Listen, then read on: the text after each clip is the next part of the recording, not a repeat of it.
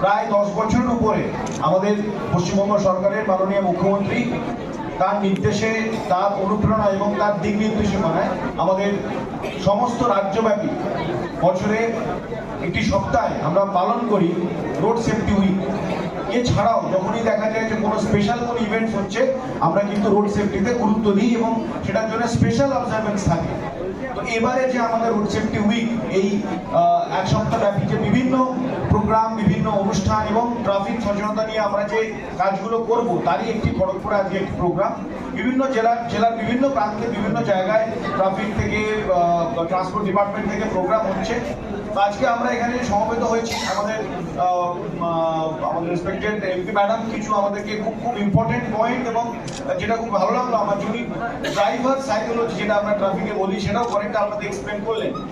এর সঙ্গে সঙ্গে আমরা চেষ্টা করেছি যারা এখানে ভিকটিম আছে, যে একটা ইনসিডেন্ট কিভাবে মানুষের জীবন চেঞ্জ করে দেয় এবং তার পুরো লাইফের যে প্রচেষ্টা, তার পরিবারের যে হ্যারাসমেন্ট, নিয়মিত তার শরীরে পেন ব্যাধি থেকে শুরু করে জীবন মানে অতিষ্ঠ হয়ে যায়, তার যে কিছু উদাহরণ আপনাদের সামনে আমরা দেখালাম। আমরা জানি যে অনেক ইয়াং ছেলে মেয়ে এখানে আছে যারা বাইক চালায় বা 4 হুইলার চালায়।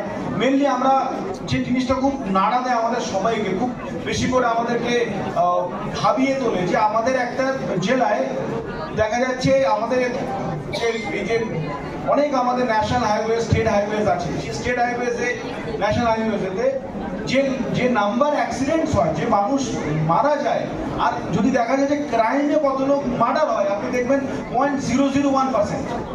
এই দুটো রেশিও যদি দেখেন, আমরা এটা কখনোই ভাবি না। আলটিমেটলি মৃত্যুটা তো মৃত্যুই, সেটা কেউ তাকে ঝামেলা করতে গিয়ে হত্যা করলো কি ট্রাফিক অ্যাক্সিডেন্টে মারা গেল, জীবনে গুরুত্ব তো কমেনি। আমার অবর্তমানে আমি ধরুন আমার মৃত্যু যেভাবেই হোক, পরিবারের কাছে আমার তো তার গুরুত্ব কমছে না, একইভাবে হচ্ছে। এবং যারা হয়তো ট্রাফিক অ্যাক্সিডেন্টে পার্মানেন্ট ইনক্যাপাসিটেড হয়ে যাচ্ছে, পার্মানেন্ট কোনো ডিসেবিলিটি চলে আসে, তাদের তো অবস্থা আরো খারাপ।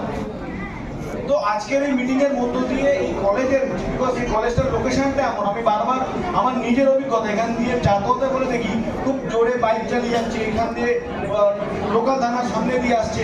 দেখো, এটা সবসময় যে আমি এনফোর্স করবো, সবসময় যে তোমাদেরকে আমি চালান কেটে এনফোর্স করবো, এটা সেই জন্য আসা নয়, সেটা তো আমাকে করতেই হবে, অপশন নেই।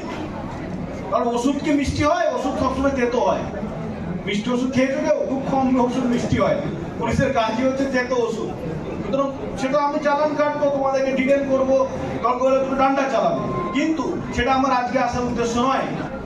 আজকে এখানে তোমাদের বলার উদ্দেশ্য, তাদের সামনে আমরা দেখালাম তোমাদেরকে যে কিভাবে অ্যাক্সিডেন্ট হয়ে, কিভাবে একটা ছোট সময়, একটা অল্প সময়ের মধ্যে যদি ট্রাফিক, এটা ম্যাডাম বললেন খুব ইম্পর্টেন্ট কথা, যে ঝামেলা করে বাড়ি থেকে বেরিয়ে গেলাম, ব্যাস আমি অন্য মাথায় কিছু চলছে। বিকজ যে কোনো একটা ঘটনার রেস আমাদের মাথায় থাকে, অ্যাটলিস্ট 20 থেকে 25 সেকেন্ড তো থাকেই, আর খুব বড় ঘটনা হলে কয়েক মিনিট থাকে, বা সেই ঘটনাগুলো ব্রেনে ফ্ল্যাশ করে করে আসে। কিন্তু ঘটনার চক্করে দেখো ইমিডিয়েটলি সেখানে অ্যাক্সিডেন্ট হয়ে যাবে। এরকম একাধিক জায়গাতে আমরা দেখি রাস্তা পারাপার করছে ইয়াং ছেলে মেয়েরা, রাস্তা পারাপার করছে ফোন দেখতে দেখতে, ফোনটা পকেটে রাখো, দুদিকে তাকাও, দেন মুভ। সিম্পল জিনিস এগুলো, এটা তো কোনো রকেট সায়েন্স নয়। প্লাস ধরুন অনেক সময় কানে ফোন গুঁজে, আচ্ছা হেলমেটের মধ্যে ফোন গুঁজে চলে, হেলমেটের মধ্যে, হ্যাঁ দেখাচ্ছে হেলমেটের মধ্যে ফোন গুঁজে চলে। এইটা তো এখন আবার এয়ারবাডস এসছে, এয়ারবাডস, সেগুলো এবার বোঝাই যাবে না কানে কি আছে। আর যখন মারা যাচ্ছে তখন কান থেকে আমরা খুলে বার করছি। এই খড়গপুরের কাছে, এসডিও অফিসের কাছে, এই গত বছরের সেপ্টেম্বরে একটা ঘটনা ঘটেছিল।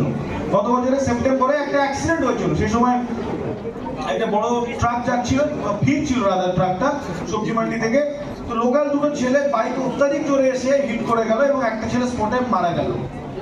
তারপরে করলো কি, পাবলিক ড্রাইভারটার উপর, এটা ম্যাডাম বললেন, আমার ভালো লাগলো, আপনি প্রত্যক্ষ আইডিয়া আছে ওনার, ড্রাইভারটার উপর লোক গিয়ে চটপট করে হলো। আমার আইসিও ছিল ওখানে, এসডিপিও ছিল, ওকে সেভ করতে আইসিও লাগলো সেখানে। হঠাৎ করে একটা অ্যাক্সিডেন্ট হলো, আমরা সবসময় ভাবি ড্রাইভারের দোষ, হতেও পারে ড্রাইভারের দোষ, কিন্তু যে লাইফটা লস হলো, বা ধরুন যারা আলটিমেটলি পরবর্তীকালে ঝামেলা ফেস করলেন, এটা কি অভিপ্রেত? কখনোই অভিপ্রেত নয়।